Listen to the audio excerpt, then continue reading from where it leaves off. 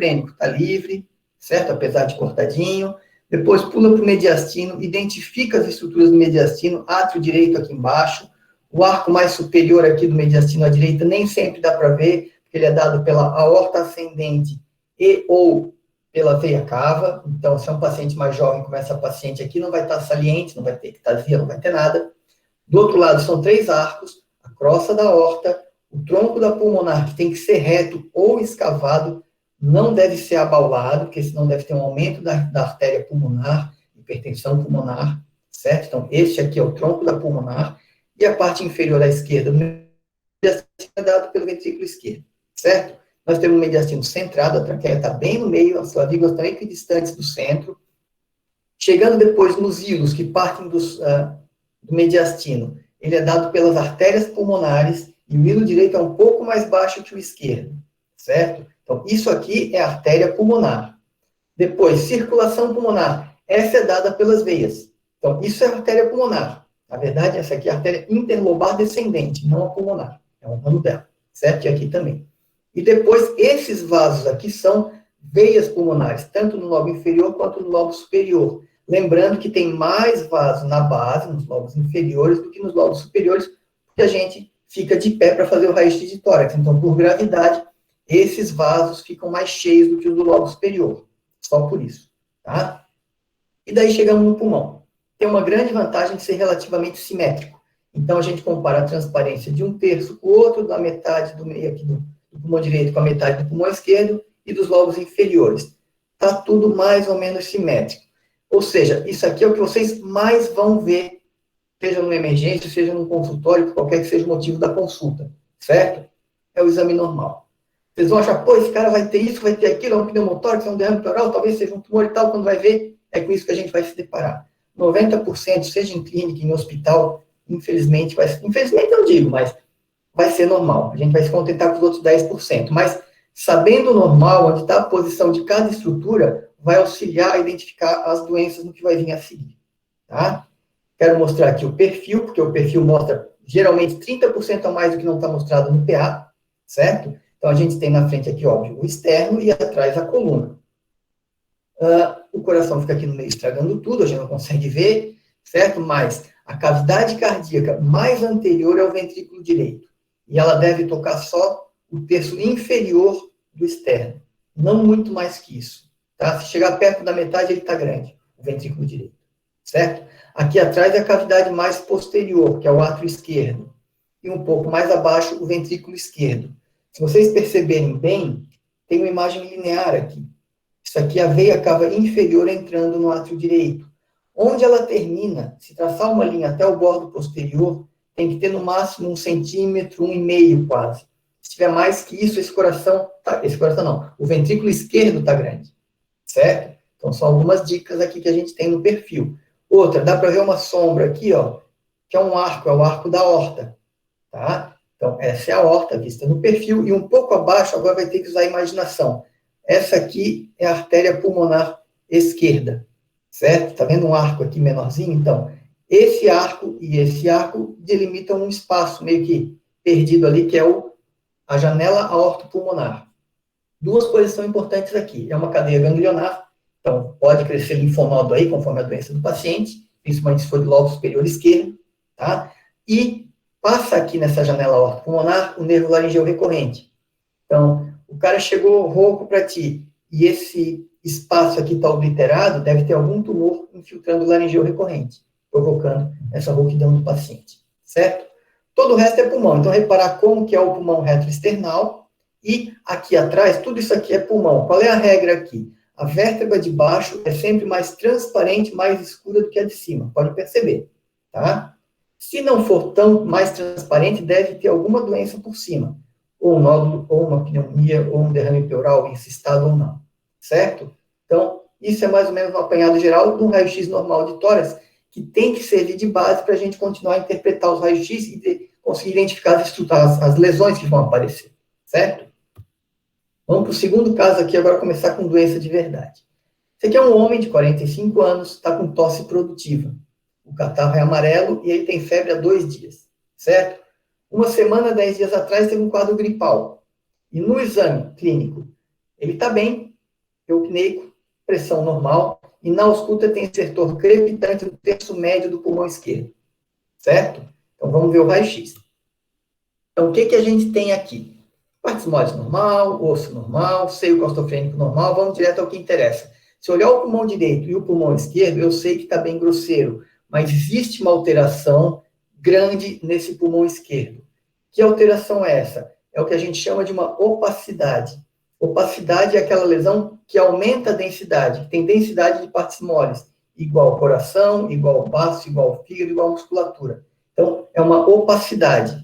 Só que é genérico. O ideal é a gente saber se essa opacidade está sendo um nódulo, está sendo um tumor, é um derrame, é uma consolidação. Certo? O que é uma consolidação? Talvez seja mais comum. Consolidação é uma opacidade de limites imprecisos, menos se tocar a pleura. Seja essa pleura sisural, seja essa pleura da parede ou do mediastino. Então, o que a gente tem aqui? É uma opacidade e o limite não é definido. Não vê onde é que começa, onde é que termina. Tá vendo aqui, ó? Aqui começa a ficar mais tênue e some, mas não tem uma coisa como aqui no coração, que eu sei que é exatamente aqui que ele termina. Então, isso é uma consolidação alveolar, certo? De permeio aqui tem umas imagens mais serpiginosas, radiotransparentes, mais escuras. Isso se chama broncograma aéreo. O que isso quer dizer? Que essa consolidação está dentro dos alvéolos, mas os brônquios ali estão permeáveis, certo? É muito comum no pneumococo, tá? Então, essa aqui é uma pneumonia comunitária lobar, provavelmente por pneumococo. A gente acaba não tendo porquê também saber o agente etiológico da pneumonia. Na prática, tu trata, dá um antibiótico mais alto espectro que puder, né, mais aceitável, e vai resolver. Né? É só uma ajuda para curar isso aí, certo? Sobre a pneumonia, como eu falei, ela se manifesta principalmente por uma consolidação, nem sempre tão grande, a maioria das vezes não é tão grande, aliás, certo? Como eu falei, a consolidação é uma lesão que tem densidade de partes moles, não necessariamente é homogênea, ela pode escavar, pode ter calcificação, e daí vai mudar um pouco o diagnóstico diferencial, certo? E quando toca a pleura, esse limite vai ser mais preciso. Quais são os principais agentes da pneumonia comunitária? Pneumococos, hemófilos, principalmente no DPOC, e o micoplasma, certo? A gente tem a pneumonia comunitária, que obviamente o paciente vem da comunidade. Outro tipo de pneumonia é a nosocomial, que são outros agentes. E lembra aqui a pseudomonas, por exemplo. Não tem como o cara chegar de casa e tu achar que ele pode ter uma pneumonia por pseudomonas. Esse cara normalmente está no hospital, certo? E a outra seria a pneumonia aspirativa, que é uma situação diferente. O paciente pode até estar na rua, por exemplo, paciente com trauma, bateu o carro, sangrou na boca, perdeu a consciência, aspirou, paciente que bebeu demais, caiu, desmaiou, pode ter aspirado. Então, são 3 tipos de pneumonia quanto à origem. Com relação à morfologia, como eu falei, essa pneumonia que a gente mostrou, ela é lobar. Ela pode ser de 3 tipos. A gente tem a pneumonia lobar, certo? Onde a secreção está dentro do alvéolo, e por isso ela pode ter broncograma aéreo. Vou até mostrar aqui a foto. Certo? Outro tipo de pneumonia é a broncopneumonia, na qual o agente vai estar na parede do brônquio e dali que vai surgir a secreção. Então, dificilmente vai ter broncograma aéreo, ela pode ter uma apresentação um pouco diferente, radiograficamente falando. E o terceiro tipo é a pneumonia intersticial aguda. Vamos ver isso aqui mais para frente agora. Bom, lembrando que a consolidação não é sinônimo de pneumonia, certo? Ela pode aparecer nas pneumonias, que é o mais comum, sempre que a gente tiver uma consolidação, vamos pensar em pneumonia até que se prove em contrário, certo? Ela pode aparecer na tuberculose, nas contusões pulmonares, se o cara tem história de trauma e aparece uma consolidação, isso aí é uma contusão pulmonar, certo? Infarto pulmonar pode se manifestar por consolidação. Algumas neoplasias, principalmente o adenocarcinoma, podem ser manifestas por consolidações.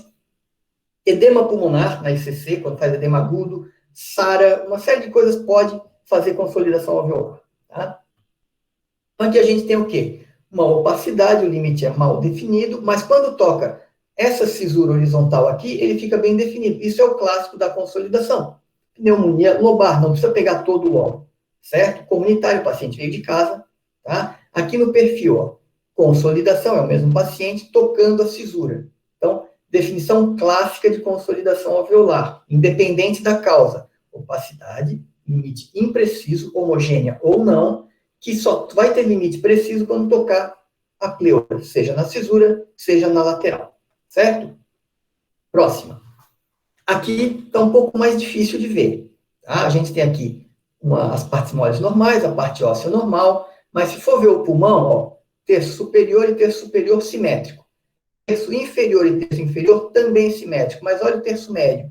Aqui ele tem praticamente a mesma densidade do resto do pulmão, mas aqui não. O que é isso aqui? Isso aqui é uma consolidação alveolar.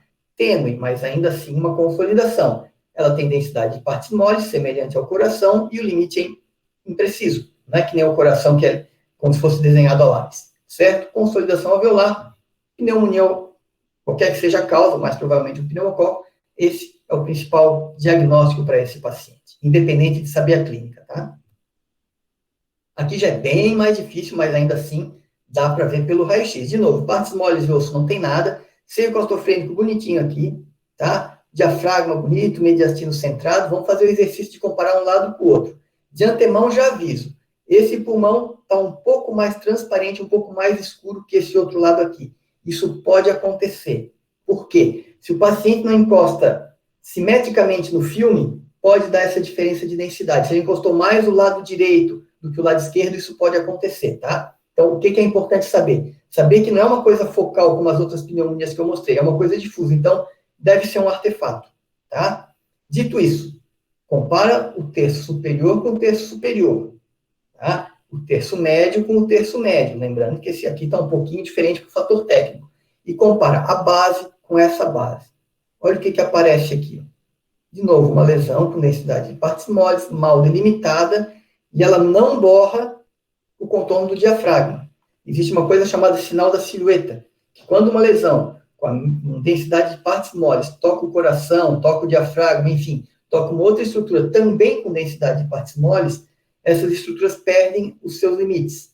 Então, eu estou vendo a consolidação, mas eu vejo também um contorno do diafragma. Então, essa lesão não está na frente, ela está lá atrás, certo? Por quê? Porque o lobo inferior se projeta lá atrás. Se lembrar do perfil, o diafragma é mais alto na frente do que atrás. E é isso que está acontecendo. É uma lesão que está lá atrás no pulmão. Se vê no perfil, se for ver no perfil, provavelmente uma vértebra vai estar mais densa do que a vértebra de cima. Lembrando aquela regrinha que eu falei há pouco. Certo? E aqui nós temos um caso um pouquinho fora do habitual. Esse é um paciente que veio de casa, não está internado, pneumonia comunitária, uma consolidação extensa que lembra aquele primeiro caso nosso, certo? Parece até ter um broncograma aéreo, alguma coisa parecida aqui. No perfil, aliás, toca a cisura horizontal, que nem aquela pneumoniazinha menor que a gente já viu, e vamos para o perfil. Ela é um pouco mais atrás, mais posterior, então ela pega o segmento anterior do lobo superior direito e o segmento posterior, vai até lá atrás. Mas o que acontece? Essa é a cisura horizontal e a gente tem a cisura oblíqua. Só que ela está abaulada, estão vendo aqui, ó? Existe um agente etiológico que gosta de fazer isso. Por quê? Porque ela produz muita secreção e torna uma pneumonia, o lobo pesado, como a gente fala, e faz abaulamento das cisuras, certo? É a pneumonia por Klebsiella, tá?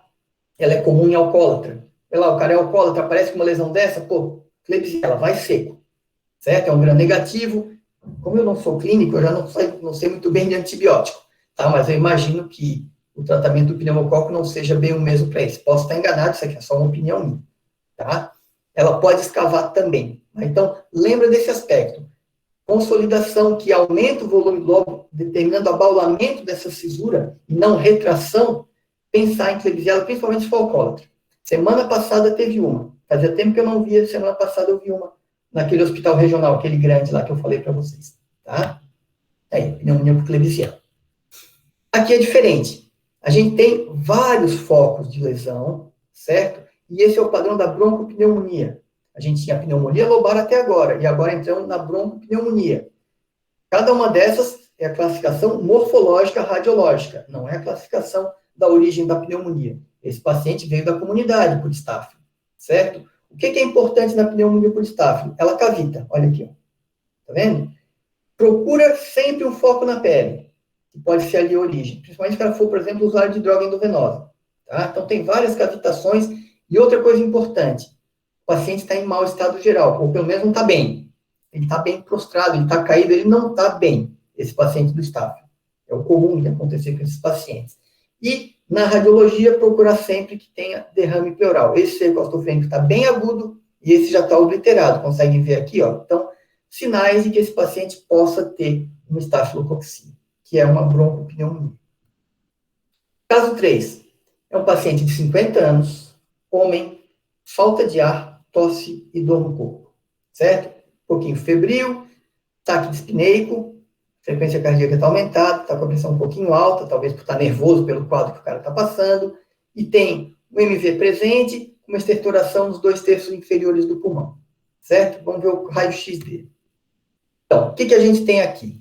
Se a gente lembrar das consolidações prévias que a gente viu até agora, elas são mais densas, muito próximas da densidade do fígado, do baço e do coração. Conseguem perceber? Então, o que a gente vê aqui? Isso é um pulmão normal. Aqui até tem uma consolidaçãozinha bem pequena, mas desse lado aqui, ó, tem uma opacidade que não é densa como aquela pneumonia, é uma coisa mais tênue, mais discreta. Mas se for ver bem, tem algumas alterações. Tu não consegue, por exemplo, ver o contorno dos vasos. Eles estão borrados, tu não consegue ver. Então, é a dica que isso aqui é lesão e não é um artefato como aquele outro que estava só girado. Tá? Então, existe lesão. O que a gente tem aqui? Quando borra o vaso, é uma lesão intersticial, certo? Então, como a veia, que são essas estruturas aqui, passam pelo interstício, toda e qualquer secreção ou célula neoplásica, ou o que quer que seja, que tiver no interstício, vai borrar o contorno das veias, como fazia o sinal da silhueta que eu falei da consolidação com o coração ou outras estruturas. Então, é uma lesão intersticial reticular que caracteriza uma pneumonia intersticial aguda, certo? Dentro de um quadro infeccioso, obviamente. Tá? Lesão intersticial reticular abre um leque gigantesco de possibilidades diagnósticas. Infecciosas, inflamatórias, neoplásicas, o que quer que seja. Edema agudo não. Congestão pulmonar pode dar lesão intersticial reticular, linfangite carcinomatosa, colagenose, tipo lúpus, artrite reumatoide, dermatomiosite, tá? Infecção viral, infecção por micoplasma, pneumocistose e por aí vai. Então, é gigantesco o leque. O que a gente tem que pensar quando vê uma lesão intersticial reticular? Primeiro de tudo é quadro clínico e, eventualmente, laboratório. Não vai pensar em linfangite carcinomatosa se o cara não tem neoplasia nenhuma. Entende? Então, história clínica é fundamental. Tá? Exame laboratorial é outra coisa fundamental. Terceira coisa para ver, dentro do raio-x, distribuição da lesão. Tá? Se a lesão é mais superior, mais de terço médio ou mais inferior. Isso é uma coisa. Por exemplo, tuberculose gosta dos lobos superiores. Tá? Outra coisa, distribuição para dentro ou para fora do pulmão. Fibrose pulmonar, que pode dar lesão intersticial reticular, é uma lesão mais periférica. Certo? Então, tudo isso a gente tem que pensar quando vê esse padrão de lesão. Uma lesão tênue, é meio esfumaçada, meio acinzentada, não é densa como a consolidação, e as veias, principalmente nos lobos inferiores, ficam mais borradas, mais apagadas, exatamente como aqui, certo? Então, com esse padrão, normalmente o colega acaba pedindo uma tomografia. Ele foi para a tomografia. E o que a gente vê aqui, ó, o que a gente chama de opacidade em vidro fosco, que é aquela densidade, aquela opacidade que aumenta a densidade do pulmão, mas não o suficiente para borrar o vaso. Se borra os vasos, é uma consolidação. Se não borra, como aqui e aqui, é um vidro fosco. Hoje todo mundo já está careca de saber, esse vidro fosco periférico, focal, tipo um algodonoso, assim, parece foco de algodão, tem outro aqui, isso é COVID.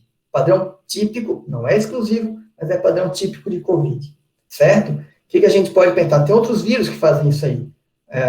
Adenovírus faz bastante, vírus sincicial respiratório, rinovírus, tem vários. Tá? Mas o mais comum é a COVID mesmo, que está na moda, mas é que dá bastante isso. Aqui, essa fase aqui, só para mostrar para vocês, é uma fase daquelas bem iniciais, quando o cara começou a desenvolver os sintomas, que até uns 3 dias o cara pode não ter manifestação radiográfica. Depois, do terceiro até o quinto, sexto, sétimo dia, pode ter esse tipo de manifestação. E daqui pode acabar, mas pode prosseguir. E vai começar a aparecer esse tipo de situação. Está vendo que tem um reticulado aqui na frente?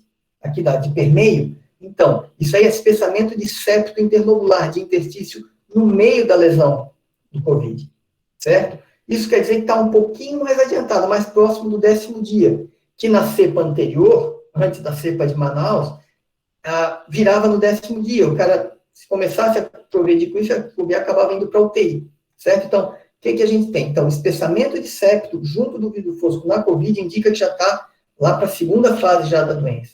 Se olhar o pulmão contralateral, tem um outro achado aqui, ó. O brônquio está vindo e acaba torcendo para cá, tá vendo? Faz uma curva para trás. Isso aqui chama de distorção da arquitetura. Quer dizer que teve um processo já está ficando mais crônico, já com uma certa fibrose. O pulmão não é um músculo.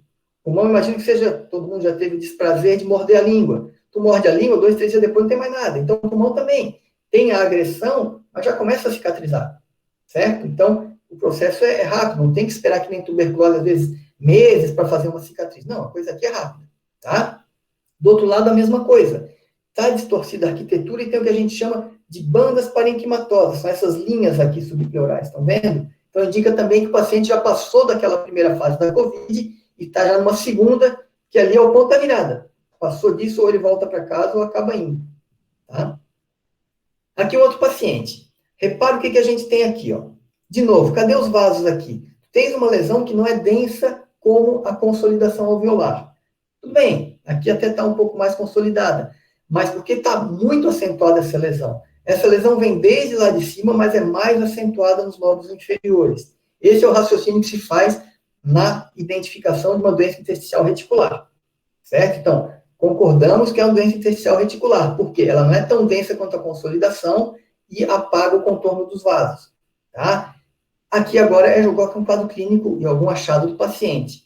Distribuição, lobo inferior. Não tem nenhum outro achado que ajude. Se tivesse um coração grande, pô, será que é uma ECC? Se tivesse um nódulo grande aqui, pô, tumor primário, quem sabe é uma linfangite. Não, não tem nada disso. É basicamente lesão intersticial reticular. Isso aqui normalmente é sinônimo de tomografia, que vai conseguir estudar melhor o interstício, certo?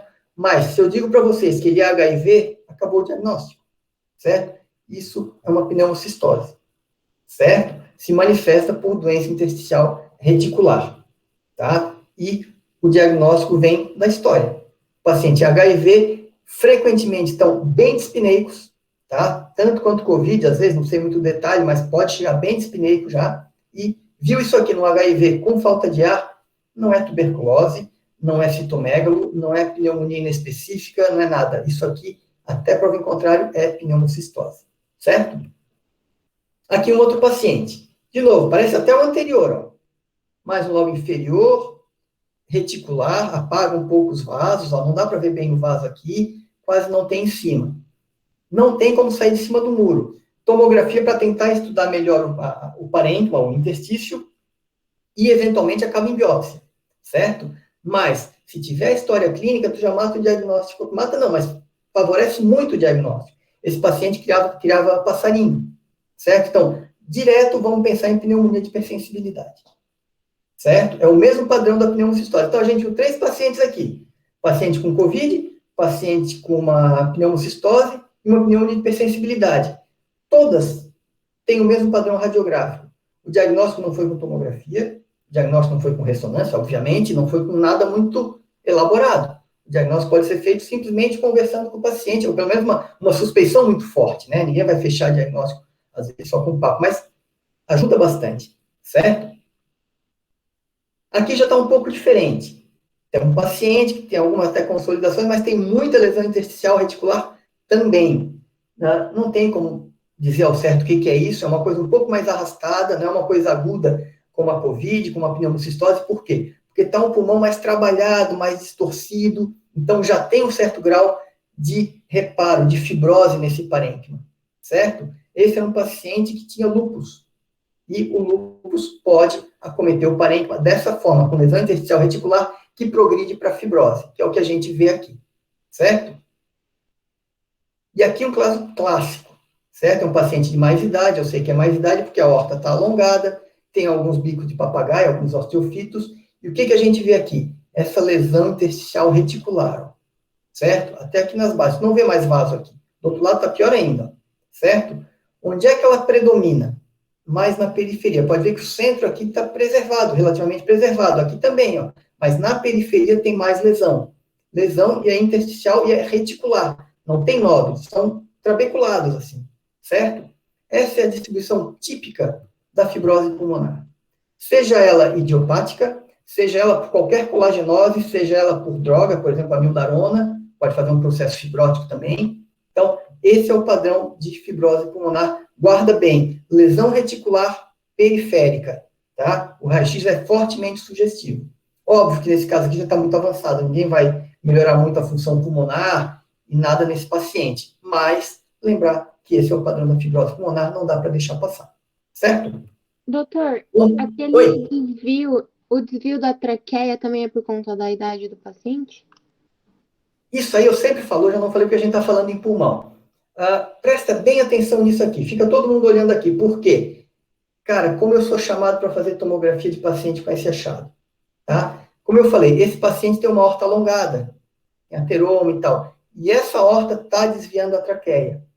Isso não é tumor, tá? Isso não é nada que preocupe, é só a aorta, tá? Então, presta, por isso que eu falei, vê o exame normal, porque tu vai achar bastante coisa que de repente tira dúvida. E não estou brincando, é praticamente todo dia. Massa mediastinal, massa mediastinal, massa mediastinal, aneurisma de aorta, aneurisma de aorta. Não, é só uma aorta um pouquinho maior, e digo mais, ela não está nem ectasiada, ela não está grande, ela está alongada pela hipertensão arterial. A gente às vezes acha que está ectasiada pelo raio-x, que está dilatada, aí vai fazer a tomografia, ela tem lá 3,5, 3,6, que é o normal da aorta. Tá? Então, não é nada com 4, 5 centímetros. Então, é só ela alongada pela pressão arterial, eventualmente por uma estenose de válvula aórtica, quer que seja, e ela dá um encostezinho, uma desviadinha na traqueia. Tá? Não se preocupa com isso. No início, até ter manha, pensa sempre no pior. Mas, aos poucos, vocês vão se acostumando que isso aí é só um achado normal da idade do paciente. Tá? Tá, Bom, obrigada. próximo caso, paciente de 68 anos, uma senhora, que está com falta de ar aos esforços e ao decúbito. Hipertensa com diabetes mellitus, tá? Está com a pressão alta, obviamente, está com falta de ar, 28 movimentos por minuto, e na ausculta um MV levemente reduzido à direita e alguma estertoração. Vamos ver o raio-x dela. E aí? Vocês dão uma olhada, e eu quero chamar a atenção para vocês para uma coisa. Isso não é a transparência normal de um pulmão. Então, vocês depois, o pulmão está alterado, vou olhar com mais calma. Posso não saber o que é, mas daí eu olho assim, não é uma consolidação, porque não está denso como o coração, como o baço, como o fígado. Então, esse cara, essa mulher não tem consolidação, certo? Então, ela está acinzentada. O vaso aqui não está bem visto, principalmente aqui à esquerda. Então, isso é uma doença intersticial reticular. Achou o padrão, tudo fica mais fácil. Distribuição, até não ajuda muito, porque está difusa. Pode acontecer, se tem muita doença, vai ser difusa. Mesmo a fibrose, que é mais periférica. Então, não ajuda. Tem mais algum achado? Vamos seguir a rotina. Seio costofrênico, agudo, mas aqui ele está obliterado. Opa, tem um derramezinho. Será que é uma neoplasia? Olha o coração dela. Coração de mãe, gigante. Então, opa. Circulação pulmonar. Eu não vejo aqui, mas eu vejo bem aqui, apesar de ter lesão. Então, deve ter mais sangue, deve ter redistribuído o fluxo vascular aqui nesse pulmão por alguma coisa. Então, coração grande, circulação invertida, lesão intersticial reticular. E derrame pleural à direita. Tem que pensar em congestão pulmonar. Outro detalhe que fecha o diagnóstico, olha na periferia. Está vendo várias linhas aqui perpendiculares à pleura, uma paralela à outra? Pois é, isso se chama linha B de Kerley. E aparece em duas situações. Linfangite carcinomatosa, e eu não vejo nenhum tumor nesse tórax, e insuficiência cardíaca congestiva.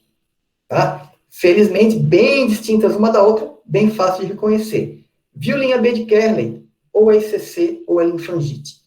E digo mais, a linfangite costuma ter nódulo, porque é metástase. Vai ter nódulo em algum momento. Tá?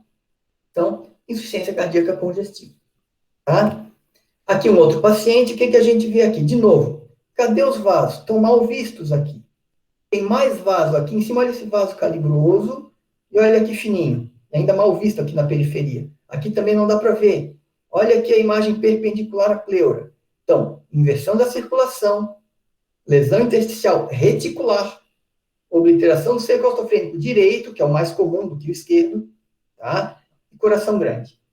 Então, aí de novo aquela horta de vocês, a traqueia, tá vendo? Então, essa imagem vai se repetindo. O vozinho vai ter uma horta maiorzinha e vai desviar a traqueia, tá? Bota isso na cabeça, vai se acostumando com essa imagem. Certo? De novo é uma ICC. Mas tem nódulo aqui. Tem, mas aqui é local de tuberculose. Já deve ter tido a tuberculose e ficou aqui. Pode ver que são nódulos mais densos, praticamente da densidade da cortical óssea. Então, isso é granuloma calcificado, nada a ver com o quadro atual, tá? Só para lembrar para vocês, para tentar explicar o interstício. No pulmão tem uma relação que é como deveria ser o casamento, vamos dizer assim, até que a morte os separe. É a artéria pulmonar e o brônquio. Então, aqui é o hílux, vai ter a artéria e o brônquio, bem, parece uma figura lá da modernista, enfim. Eles vão indo, vão ramificando, até chegar aqui no que chama de lóbulo pulmonar, mas ainda assim a arteríola e o bronquíolo estão juntos. Vamos pular para cá. Ó. Tá aqui ela, o bronquíolo e a arteríola entrando aqui no lóbulo pulmonar, aqui a pleura. Estão sempre juntos. No septo, o que tem no septo? A vênula, certo? E junto com a vênula tem aqui o linfático.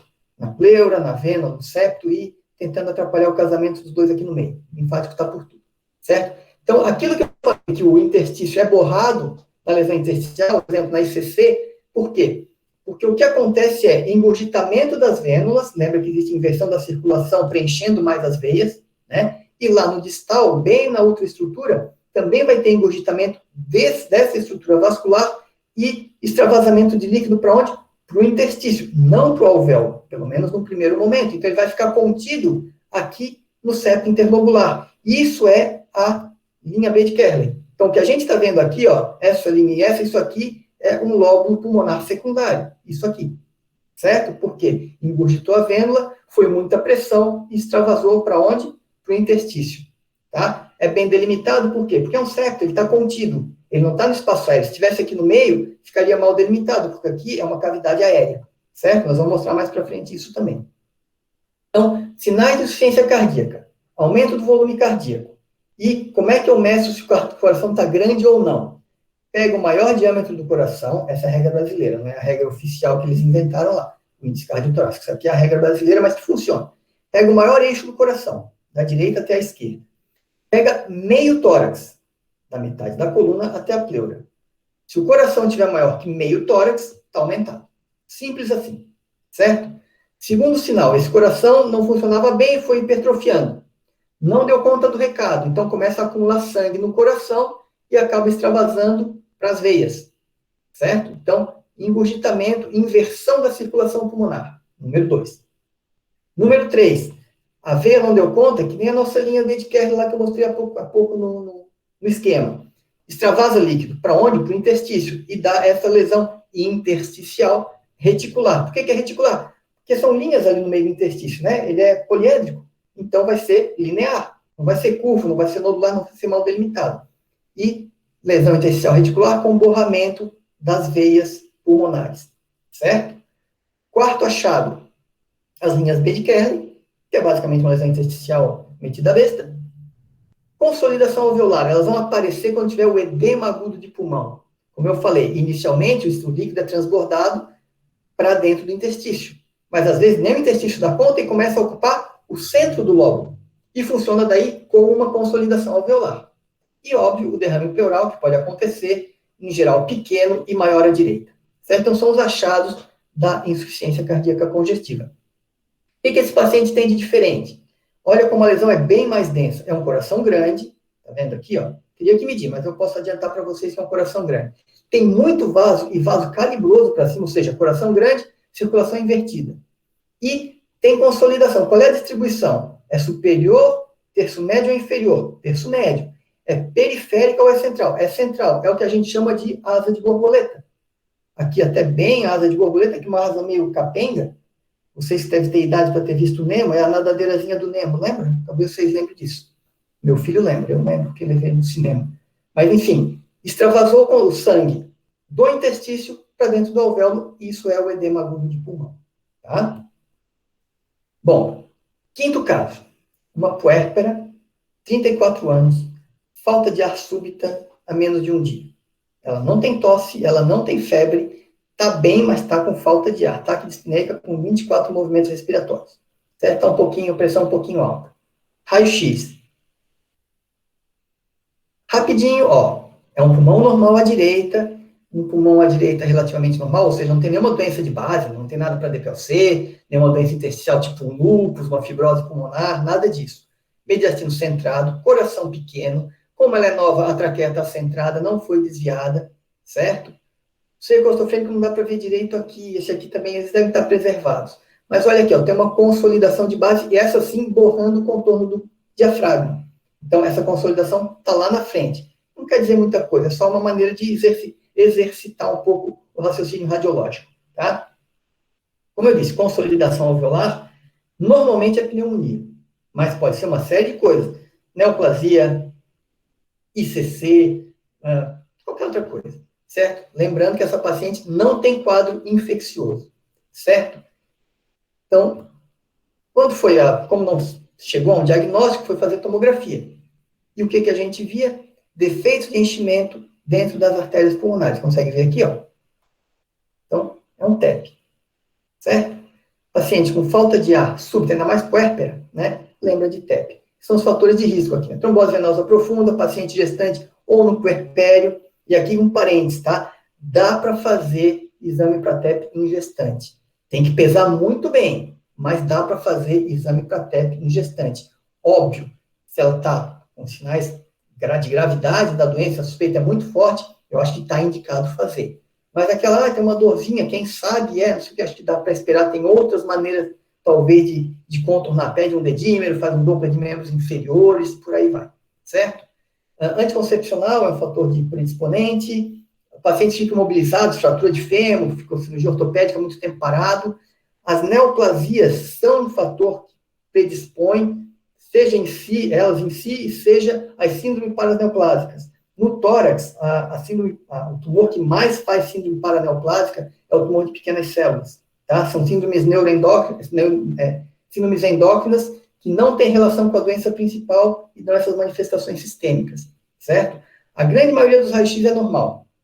Quando ele não é normal, a grande maioria vai ter a telectasia laminar, que a sensibilidade é baixíssima, 20% ou menos, tá? E consolidação alveolar.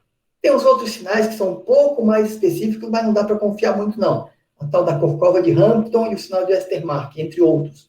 Tá? A gente vai mostrar isso para vocês aqui, então. O que a gente tem aqui, ó? Uma paciente com a dor súbita, que nem aquela paciente anterior. O que a gente tem? Uma consolidação. Mas essa consolidação, está vendo que ela tem uma arredondada voltada para o hilo. É a tal da Korkova de Hampton. Certo? A Korkova de camelo e volta para o hilo. Tu viu isso aí no paciente que está com um quadro que não é claramente infeccioso, lembra de infarto pulmonar. Certo? Se for olhar bem, vou perguntar para vocês, onde é que tem mais vaso? Os vasos são para ser simétricos, tá? Tem mais vaso aqui ou aqui? Tem mais vaso aqui. Por quê? Porque isso aqui tem uma chamada oligoemia. Tu tem uma obstrução da artéria e, obviamente, as artérias distais vão fazer uma vasoconstricção, não estão sendo perfundidas, certo? Então, é isso o sinal de Westermarck. É muito difícil de ver, tá? Do outro lado, mesma coisa, ó, uma consolidação meio que arredondada com essa Korkova voltada para o hilo pulmonar, tá? E algumas atelectasias laminares e outras consolidações. Deve ser 2, 3 infartos aqui e atelectasias laminares, inclusive, do outro lado. Lembrando que o TEP não é focal, ele é uma doença sistêmica, vai ter trombo para tudo que é lado, tá? Então, 2 casos de infarto pulmonar. Se eu tenho a clínica, eu posso chegar lá. Se me mostrar no raio-x aqui agora, eu vou pensar primeiro em pneumonia, mas não posso descartar TEP, tá? Fazendo a tomografia de novo aqui, ó, artéria pulmonar mais central, com um trombo grande aqui obliterando, certo? E do outro lado, o aspecto do infarto pulmonar na tomografia, a gente consegue ver melhor ele. O que ele é? Costuma ser triangular com a base pleural. É fácil de entender, tu vai ocluir um vaso aqui, e cada vaso vai ramificando, primeiro em 2, depois em 4, depois vai abrindo o leque, e daí forma esse triângulo com a base pleural. Esse é o infarto pulmonar, via de regra, com esse centro aqui mais hipoatenuante, mais escurinho, tá? O derrame pleural pode ou não estar presente, certo? Aqui a mesma coisa, só para mostrar de novo, ó, um defeito de enchimento nesse ramo já subsegmentar no lobo inferior esquerdo, aqui um outro defeito de enchimento, ó, e aqui uns maiores, mais centrais. Então, o aspecto é sempre o mesmo, tá? Dica. Doutor, Oi. eu tenho uma pergunta. Como identificar, então, esses problemas de enchimento? Eu não consegui diferenciar muito. Ah, tá. Bom, é um exame feito com contraste. O contraste vai estar dentro do vaso. Olha aqui, ó. Tá vendo? Então, aqui é um vaso com contraste. Aqui é um vaso sem. Ó, do lado, o irmão dele aqui do lado, ó, tá vendo? tem o vaso todo opacificado aqui, mas esse aqui não tem contraste, só tem na borda. Tá vendo aqui? Tá certo. Os outros primos aqui dele, os menorzinhos, esse tem contraste, esse não tem. Esse aqui do outro lado já tem.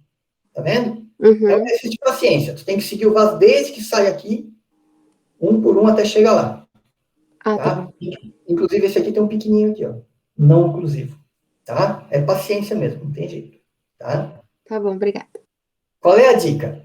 E dica não é uma coisa absoluta, que eu vou falar aqui. Ó. Consolidação alveolar no lobo superior em um paciente com ou sem quadro infeccioso sempre inclui TB no diagnóstico diferencial. TB é tuberculose. Tá? Então, consolidação, lobo superior, pensa em tuberculose. Não estou dizendo que é o mais comum, estou dizendo que tem que pensar nisso. Tá? Tu vai tratar com uma pneumonia pneumocócica, ele não vai melhorar. Porra, é TB. Ou quem sabe não é TB. Tá? Se for muito idoso, quem sabe não está com uma pneumonia obstrutiva. Um tumor central, por aí vai. Mas sempre que tiver consolidação no lobo superior, pense em TB também. Já se essa consolidação for na base do pulmão em um paciente sem quadro infeccioso, sempre inclui TEP. O primeiro ainda vai ser pneumonia, mesmo sem febre. Tem os vozinhos, por exemplo, que acabam não fazendo febre e tal. Mas, entendeu?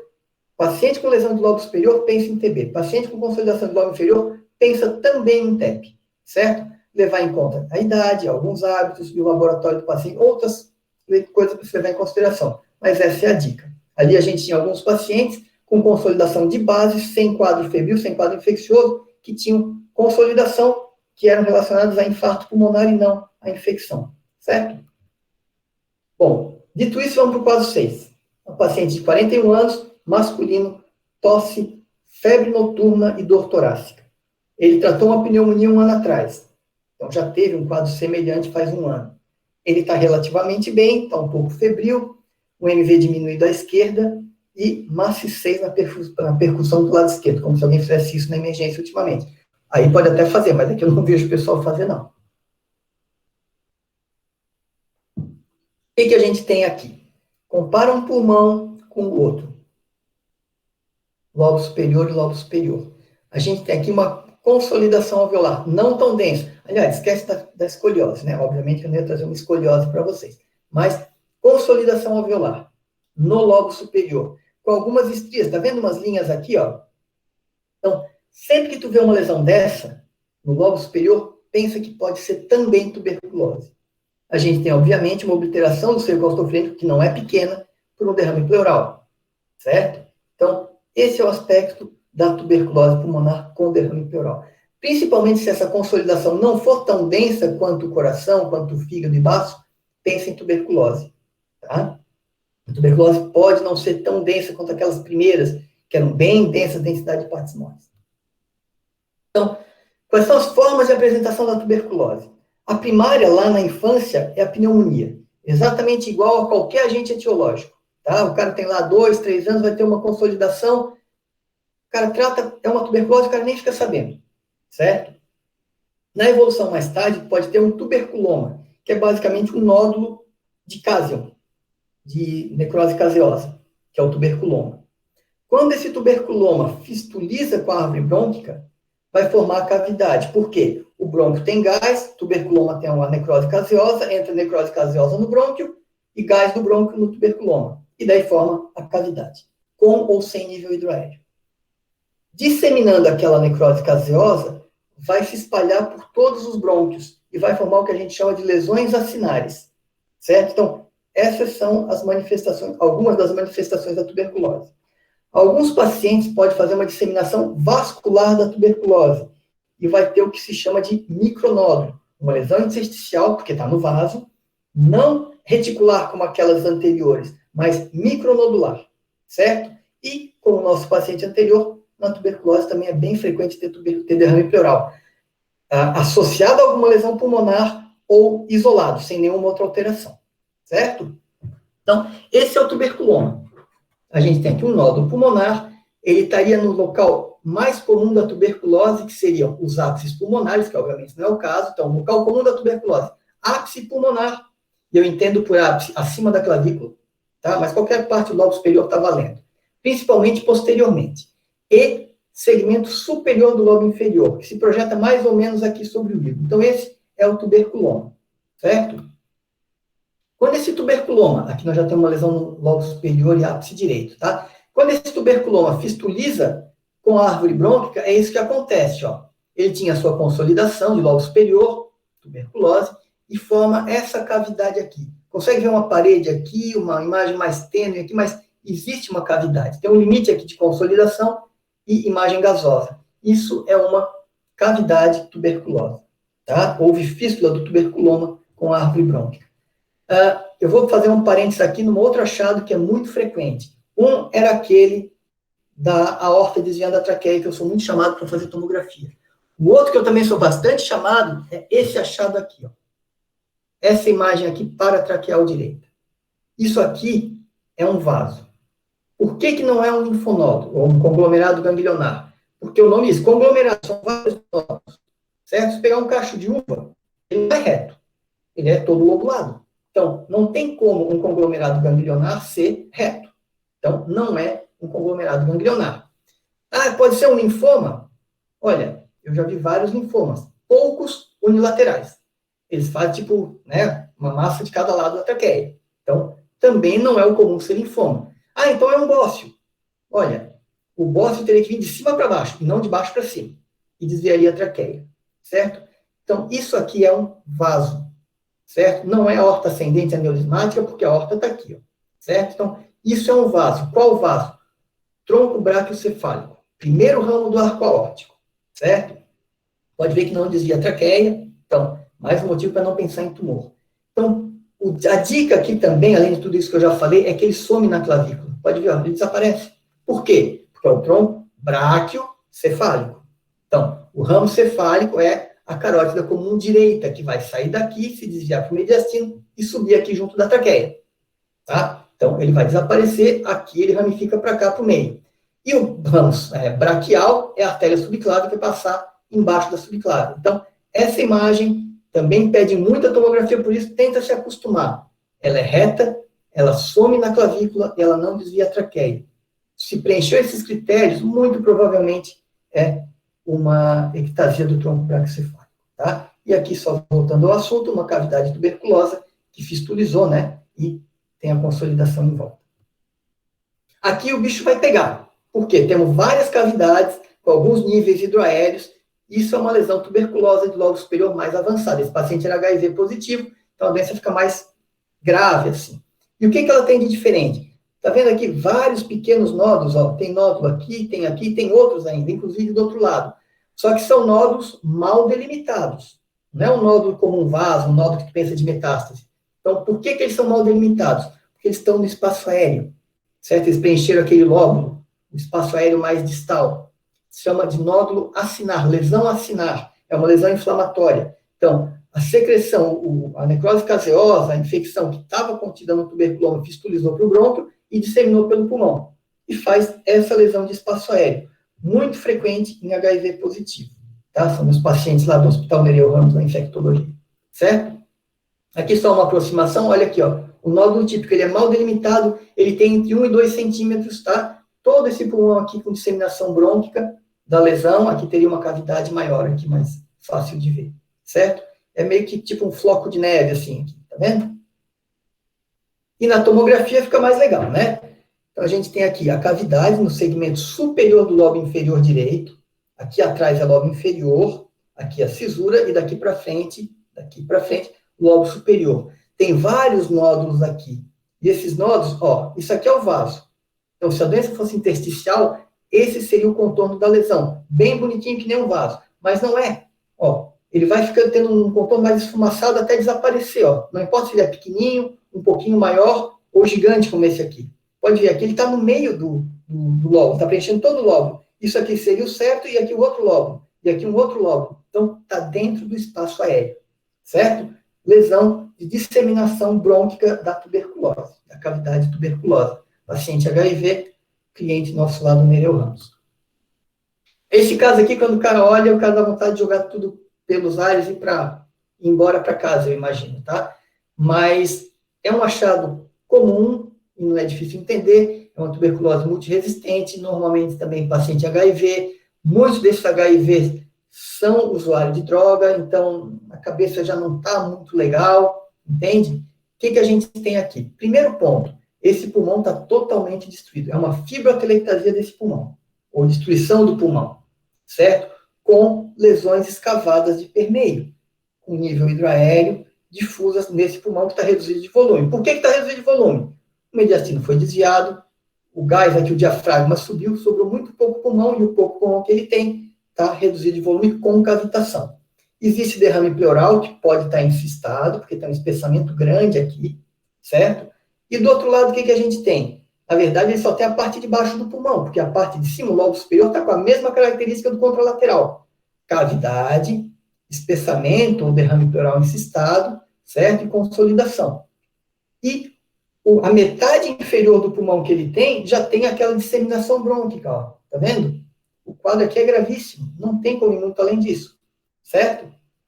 E tem uma pedra no rim para doer.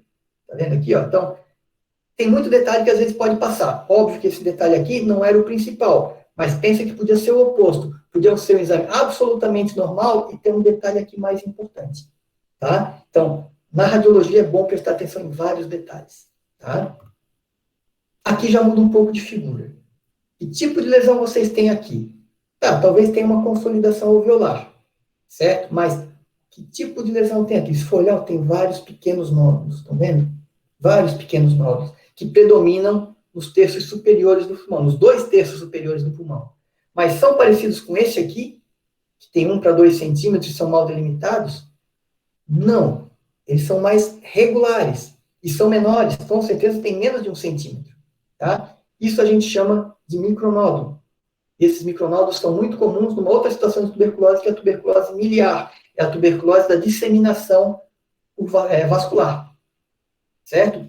Quando tem disseminação brônquica, só pode disseminar, obviamente, para o pulmão. Mas quando está com a tuberculose disseminando no vaso, é sistêmica. Então, muito provavelmente esse paciente vai ter linfonodos em vários locais, pode ter lesão esplênica, lesão de adrenal, lesão de fígado. Normalmente no fígado e no baço são pequenos nódulos, mais ou menos desse tamanho, que vão ser hipoatenuantes na tomografia e hipoecogênicos no ultrassom, escurinhos, vamos dizer assim. Tá? Então, essa é a TB miliar. Esse padrão não é exclusivo da tuberculose miliar. Tá? Esse paciente também é HIV. Então, se aquele outro lá parecia tipo um floco de neve, assim, ó, aqui um detalhe, uma aproximação, são bem pequenos os nódulos. Esse aqui parece aquelas bolinhas de docinho de aniversário, né? Mais lisa, mais regular e um pouquinho menor. Tá? Então, esse é o padrão de doença intersticial micronodular, principal responsável por isso aqui no Brasil, tuberculose miliar. Tá? E aqui a tomografia mostrando que é diferente daquele, ó. Ele parece um vaso. Isso é um vaso, isso não é um vaso. Isso aqui é nódulo intersticial, certo? Disseminação vascular da tuberculose, certo? Tem vários diagnósticos diferenciais, da mesma forma que a lesão intersticial reticular. Então, a tuberculose é a principal. A histoplasmose, então, não sei se vocês já ouviram falar, é determinada por um fungo, e esse fungo é encontrado nas fezes de morcegos, então, é comum para pessoas que vão muito para a caverna. Isso é comum nos Estados Unidos. O pessoal gosta de entrar em caverna, tem umas excursões ecológicas lá que eles fazem, então costuma ter mais por lá do que aqui, certo? Metástase de tumor de tireoide, mas não qualquer um, é o carcinoma papilífero de tireoide. Não é o anaplásico, não é o folicular. Tumor papilífero de tireoide pode dar lesão micronodular. Pneumonia por varicela também. E essas 3 doenças aqui destoam um pouquinho. Paracoco, sarcoidose e as doenças ocupacionais, silicose e dos mineiros de carvão. Aqui em Criciúma tinha bastante, agora não tem mais tanto. Então, essas 3 também podem dar micronódulos, mas tem um componente mais fibrótico junto e tal, é um pouco diferente. Tá? Eu não vou falar delas aqui, não. Então, o que a gente tem aqui? Ó? Vários pequenos nódulos pulmonares. Uma consolidação maior, mas são vários nódulos pulmonares. Doença intersticial micronodular. Derrame pleural à esquerda. Beleza, podemos cravar uma tuberculose miliar? Não é bem assim. Onde é que eu falei que tem tuberculose mais? Não importa o tipo de tuberculose. Tirando a primária, que pode dar em qualquer lugar, a tuberculose do adulto é mais superior. E se a gente olhar aqui, ela está da metade para baixo. Tá? Esse foi um caso discutido numa reunião da pneumologia lá do hospital universitário, e o pessoal estava discutindo com os residentes, e o médico assistente falou, bom, Então, beleza, é uma tuberculose miliar, vamos começar o tratamento e tal, daí um ídolo meu, vamos dizer assim, um pneumologista das antigas, assim, muito bom, tipo daqueles caras enciclopédia, levantou a mão e falou, olha, está muito baixo para ser tuberculose. Quem sabe não é histoplasmose. Daí aquela coisa, né, o velhinho lá, não deve, tá bom, pede um teste aí para histoplasmose, para fungo, mas começa o tratamento da tuberculose. Semana seguinte, voltam para discutir o caso, o que veio? Histoplasmose. Então, distribuição de lesão é extremamente importante, tá? O que mais que tem de importante aqui? A gente viu coração grande, pode estar associado à insuficiência cardíaca. Mas coração pequeno existe? Eu digo, pode existir, não é comum. Uma das situações que o coração é pequeno é quando tem enfisema pulmonar. No enfisema pulmonar, você tem uma hiperinsuflação pulmonar, depois eu explico por quê. Então, aquela relação faz a gente pensar que o coração está pequeno, quando, na verdade, é o pulmão que está grande. Mas tem uma condição que pode fazer o coração ficar pequeno, que é a doença de Addison, que é o comprometimento das adrenais por alguma lesão, certo? E esse cara tem um coração pequeno. Então, eu investigaria aqui as adrenais desse cara, só pelo raio-x, porque está muito pequeno esse raio-x, esse coração, tá? Só um detalhezinho, para lembrar de não ficar preso na lesão principal, tá? Esse é uma histoplasmose, é o cara lá da discussão de caso. Aqui, ó, clássico micronodular, tá vendo? Num paciente que tinha um tumor papilífero de tireoide. Só lembrando para vocês que o tumor de tireoide nem sempre é grande como aqueles bócios gigantes, mergulhantes. Então, a gente pode ter essa doença micronodular e não ter massa de tireoide crescendo para o mediastino. Tá? Então, não espera ter uma tireoide muito grande, certo? Bom, falar rapidinho de derrame pleural. É líquido no espaço pleural, para aparecer no PA, latinha de Coca-Cola, 300 ml. No perfil dá para ver menos, 100 ml. Se tem um transudato, derrame pleural simples. Se tem um exudato, é um empiema. Ele pode ser livre, pode ser septado, pode ser intercisural. E nas causas, uma pneumonia, tuberculose, várias causas aqui. Tá? Então, esse é o clássico. Obliteração do seio costofrênico direito fazendo o sinal do menisco. Tá vendo? Menisco não é por causa do joelho. Menisco é porque menisco é a configuração que o líquido fica quando é colocado num tubo. Ele fica meio arredondado, que é exatamente como fica aqui.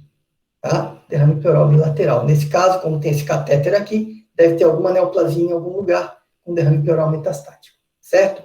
E aqui a gente olha, derrame pleural, até bilateral, maior à direita, o paciente tem coração grande, aí você já começa a ver, mas tem mais vaso aqui em cima, vaso meio borrado, derrame pleural da ICC, certo?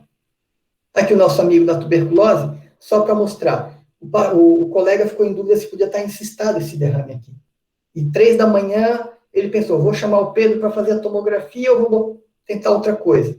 Eu não ia ficar bravo se me chamasse, mas também não ia gostar. Então, ele fez o que chama de radiografia em decúbito lateral com raio horizontal. Botou de lado, porque se está de pé, o líquido escorre para baixo.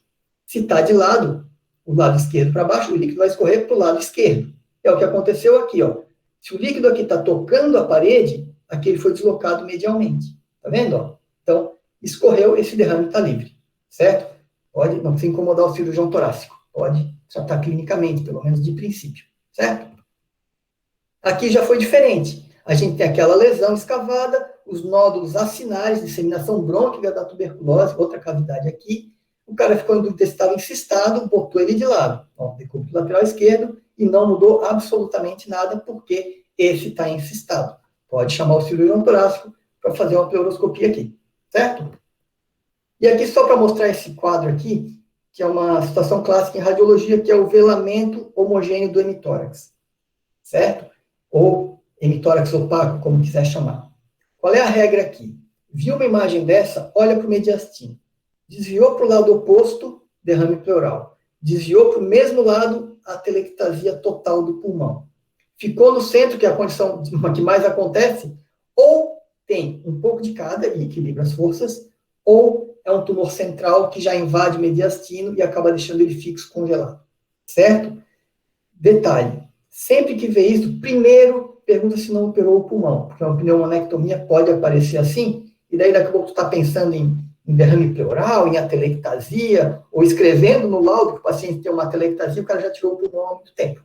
Certo? Então, a regra é essa. Desviou para um lado, derrame pleural. Retraiu a telectasia total, e se ficar no meio, ou tem os dois, ou um tumor infiltrativo.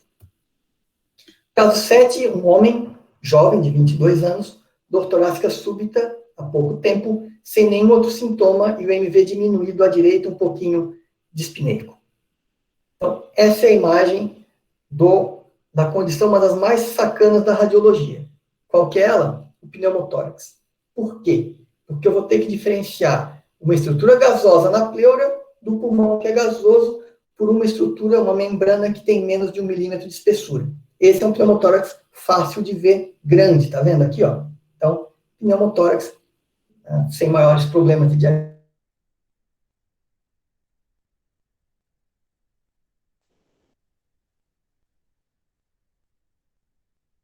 diagnóstico. Algumas bolhas, então, se o paciente faz isso aí de frequente, de rotina, faz alguns pneumotórax ao longo da vida, acaba pedindo uma tomografia para ver se não tem nenhuma bolha ali que esteja favorecendo, certo?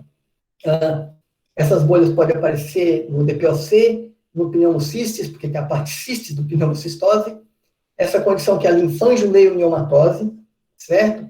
As fibroses pulmonares podem fazer bronquiectasias bem distais e, às vezes, fazer um pneumotórax iatrogênico, certo? Se tu tem alguma dúvida se tem pneumotórax ou não, a gente deve fazer o raio-x em expiração. Por quê? Porque o pulmão vai colabar e vai trazer a pleura mais para o centro e aumentar esse pneumotórax. E, óbvio, você já deve ter ouvido falar, cuidar para ver se ele não é hipertensivo. E a hipertensão, o pneumotórax hipertensivo, não vai ter relação com o tamanho, e sim com a presença ou não de um mecanismo de válvula que impede que o ar inspirado saia e vai manter ele preso na cavidade pleural, fazendo ele ser hipertensivo. Tá? Quando ele é hipertensivo, ele vai reduzir o retorno venoso e diminuir o débito cardíaco. Então, a gente tem aqui 2 pneumotórax grandes, com colapso total dos 2 pulmões, ó. Mas esse não é hipertensivo, e esse é hipertensivo, pode ver o coração jogado para lá. Certo? Esse aqui desenvolveu um mecanismo de válvula, e esse aqui não. Só para ter uma ideia, como o coração é pequeno, o pulmão, todo esse pulmão colabado cabe no átrio direito, que é a menor das cavidades cardíacas. Está vendo aqui? Só uma curiosidade. E aqui é um paciente lá do Nereu Ramos também, naquele hospitalzinho, que tinha essa lesão, que suspeitaram de uma neoplasia, com uma certa razão, eu também ficaria preocupado, e fizeram uma punção. Só que o cara começou a desenvolver uma falta de ar depois. Radiografaram aqui e nada, mas falaram, pô, funcionou, fez falta de ar, né, e dor torácica, esse cara fez um pneumotórax, então fizeram uma expiração. E está aqui a linha de pleura. Não é tão fácil, mas facilitou. Tá vendo? Então, ele fez um pneumotórax iatrogênico, mas está descrito, pode acontecer, o risco-benefício favorece fazer a punção. Tá? Esse aqui é um paciente do sexo masculino, este é o último caso, depois só mais umas pinceladas. Paciente de mais idade, falta de ar, tosse, expectoração, tem bom estado geral, afebril, falta de ar e uma redução difusa do MV, certo? E alguns roncos difusos, estertorações. Olha o que a gente tem aqui. Ó. É um pulmão que não está bonito, certo? Se for olhar bem, é o diafragma meio retificado, se for olhar no perfil, é totalmente retificado. Chama a atenção que tem gás, coisa estranha, para fora do externo, tá? E muito gás aqui, atrás do externo também, na frente da aorta e do coração. Isso aqui se chama hiperinsuflação pulmonar. E é o achado mais comum do enfisema pulmonar. Tá? O que acontece no enfisema pulmonar? Tens aqui o bronquíolo terminal, bronquíolo respiratório e os sacos alveolares. No enfisema, ele vai ter uma destruição do espaço aéreo distalmente ao bronquíolo terminal. Então, isso aqui vai ser tudo destruído e vai ficar dessa maneira. Dessa maneira, ele perde a função. O ar vai entrar e não vai conseguir sair. Então, tu acumula gás no pulmão e o pulmão vai ficar, como a gente chama, hiperinsuflado. Certo? E na tomografia é isso aqui que a gente vê, ó. A destruição do espaço aéreo. Então, aqui é parênquima, pode ver que tem vaso, tem aqui uns interstícios e tal, mas aqui não tem nada, ó. São pequenininhos, parece um ruído de traça. Certo? Ó, vários aqui menorzinhos, aqui não está tão intenso. Quando eles confluem, pode acabar fazendo bolha gasosa, bolha de enfisema. Certo? Aqui está até meio... Isso aqui é um lobo da veia ásica, um lobo acessório, uma variação anatômica. E essa bolha, caprichosamente, caiu dentro desse lobo acessório. Quando conflui, como eu falei, faz bolha. E pode ser, às vezes, pequena, como aquela do lobo da ásica, mas pode ser gigantesca, como essas aqui. E esse aqui ainda tem uma consolidação alveolar, pneumonia lobar, vamos lembrar lá de trás, Como ele tem DPOC, pode até ser para pneumococo. Mas lembrar do hemófilos, que é uma doença, o agente dos mais comuns no paciente DPOC, certo? Agora, esse é o último. É um paciente também masculino, de mais idade, tosse, expectoração, às vezes com raias de sangue e tem perda de peso recente. Ele relativamente bem, um pouquinho de falta de ar, o MV diminuído globalmente. O que a gente tem aqui? Ó? Pulmão, e existe uma diferença de densidade, que nem aquele lá atrás, que talvez tenha encostado o peito mais de um lado do que do outro, certo? Mas vamos continuar a nossa análise. O mediastino está centrado. Aqui o hilo pulmonar, bonitinho, pequenininho, é a artéria interlobar descendente, que é ramo da artéria pulmonar. Mas olha do outro lado, está gordo esse hilo. Não só gordo, ele não está liso como aqui, ele está lobulado e irregular, com espículas. Isso aqui é uma neoplasia brônquica central. E se tu for olhar bem, olha o diâmetro desse lado do tórax para esse. Esse está menor. Certo? Por quê? Porque tem um grau de atelectasia aqui. Ah, mas esse pulmão é mais baixo que esse insuflou. Sim, o pulmão que sobrou, que não, o lobo que sobrou, que não atelectasiou, hiperinsuflou e aumentou um pouco o tamanho. Mas aumentou também a densidade. Diminuiu a densidade, ficou mais escuro. Porque tem mais gás, menos pulmão, e ficou com essa diferença de densidade. Então, um tumor central de pulmão. O mais comum dos tumores centrais, dos tumores pulmonares, que é central, é o tumor epidermoide, que também é o que mais escala, o que não é o caso aqui. Aqui é o sinal clássico, tá? O S aqui não é de sinal, o S é de S de Golden. E Golden não é porque é dourado, o Golden é porque é o nome do cara mesmo. O que quer dizer o S de Golden? É que tu vai ter um tumor central e ele vai fixar a cisura aqui no hilo. E vai fazer a telectasia e a cisura mais lateral vai subir. E vai fazer essa configuração de S. Então, o S de Golden é essa configuração de S por causa de um tumor central, determinando a telectasia do lobo superior, fixando a pleura na parte medial do hilo, sendo que a parte mais distal da pleura, da superfície da cisura, vai ser deslocada formando um S. Certo? É só um sinal clássico bem legal, e ele foi descrito no lobo superior direito. Tá?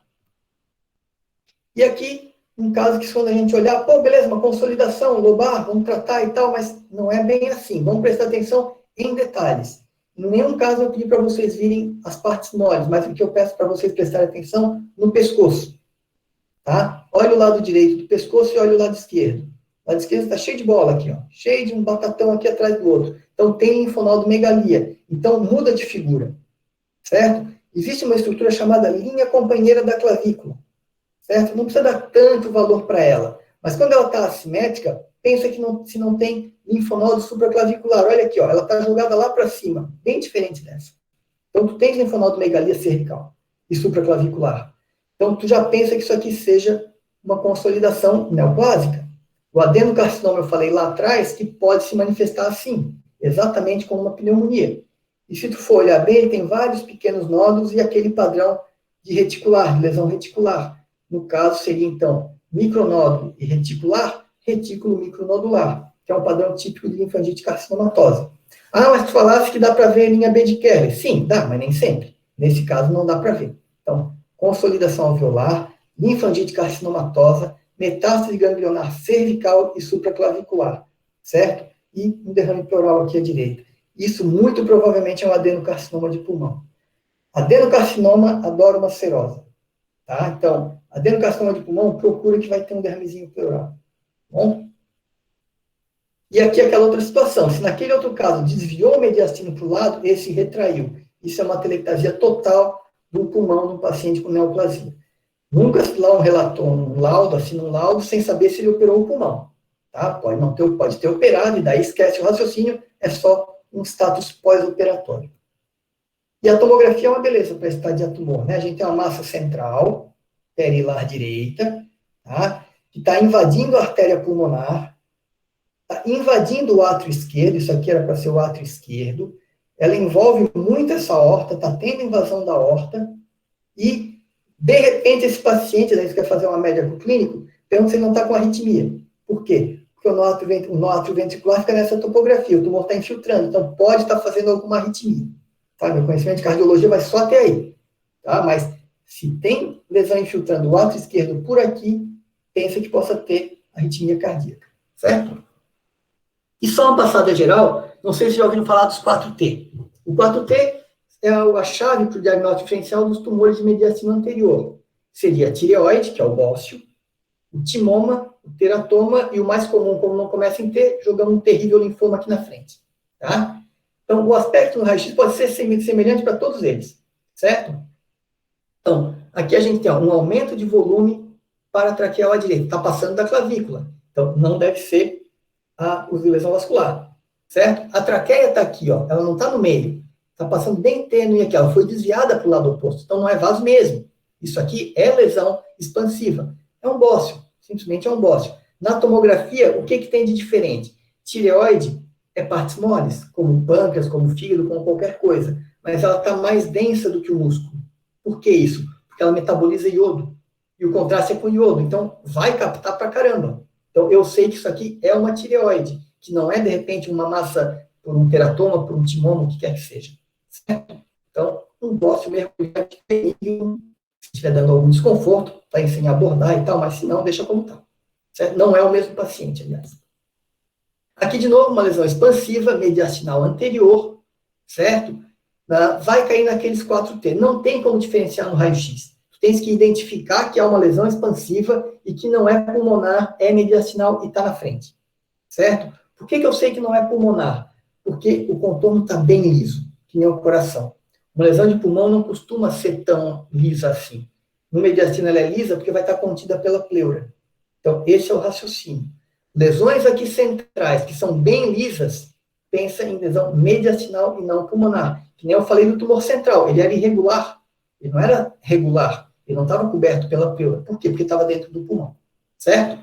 E aqui a tomografia mostrando que era não está mostrando que era um timoma, ela também não é muito específica, mas isso aqui era um timoma. Aliás, dá para saber que é timoma pela história que eu não contei para vocês. Os pacientes tinham miastenia graves, certo? É uma doença que tem uma relação muito estreita, muito próxima do timoma. Tá? Tanto que existe, o cara tem miastenia graves, sempre faz tomografia para triagem de timoma. Tu tirou o timoma, tu resolve grande parte da miastenia graves.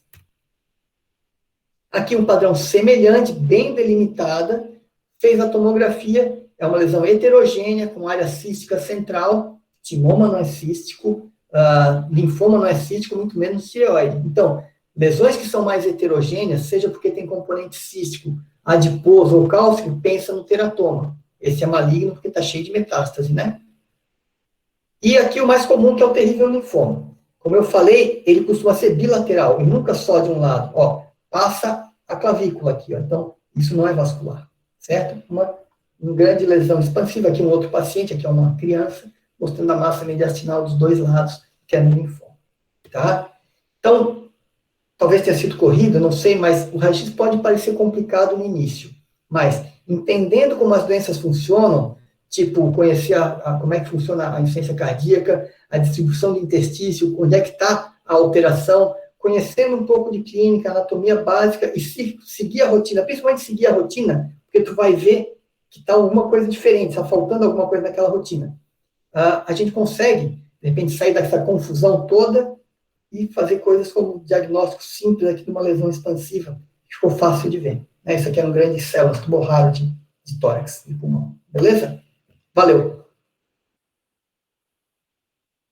Helena, é contigo.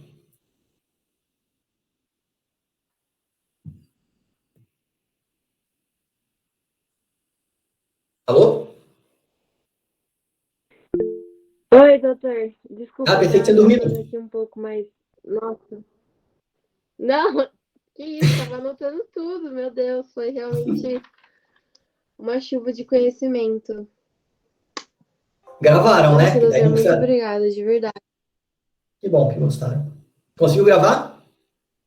Sim, Que o acho que o Matheus conseguiu, mas acho que sim. que o meu filho foi gravar uma aula uma vez, faltou o Mas áudio. só por precaução. Oi? Ah, aí não dá certo, né? Depois recuperar, depois recuperar. O senhor conseguiria. Ah, que bom. O slide? O senhor conseguiria passar os slides pra gente, isso? Consigo. Se possível. Com Ah, certeza. tá bom. Para onde que eu mando? O teu WhatsApp? Acho que é melhor, Pode né? mandar, por favor. Eu encaminho para eles. Sem problema. Mas tá todo mundo agradecendo no chat, doutor. Foi realmente uma aula excelente. Que bom.